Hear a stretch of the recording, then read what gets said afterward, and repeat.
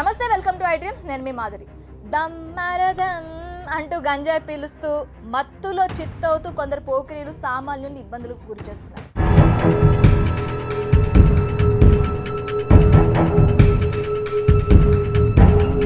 ఒక్కోసారి గంజాయి బ్యాచ్ ఆగడాలు విపరీతంగా పెరిగిపోతున్నాయి. కొన్ని సందర్భాల్లో స్థానిక నాయకులు ఒత్తిడితో పోలీసులు కూడా లైట్ తీసుకుంటున్నారని విమర్శలు వస్తున్నాయి.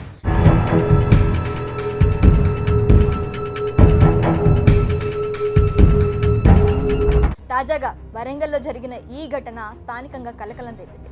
వరంగల్లో పోకిరీలు ఆగడాలు రోజు రోజుకి మితిమీరుతున్నాయి. తాజాగా ఓ కాలనీలో జరిగిన దాడి దృశ్యాలు స్థానికులు హడలెత్తిపోయేలా చేశాయి.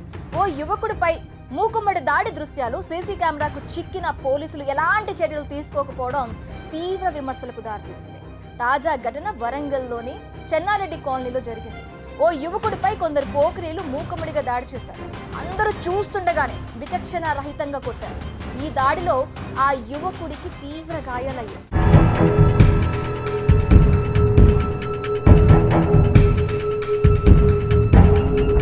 గరీబ్ నగర్ కు చెందిన యువకుడు చెన్నారెడ్డి కాలనీలోని తన బంధువుల ఇంటికి బైక్ పై వస్తున్నాడు.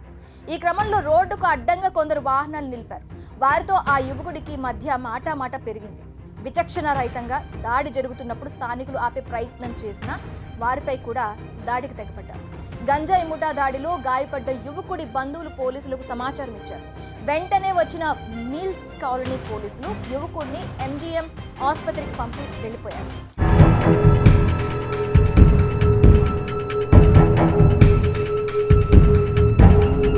చికిత్స పొందిన యువకుడు మిల్స్ కాలనీ పోలీస్ స్టేషన్లో ఫిర్యాదు చేశారు.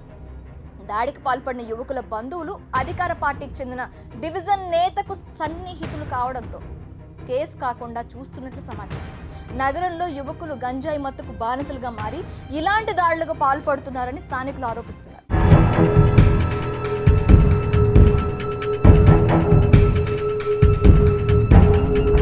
ఇలాంటి ఘటనలు జరగకుండా గంజాయి బ్యాచ్ ని అడ్డుకోవాలని స్థానికులు డిమాండ్ చేస్తున్నారు.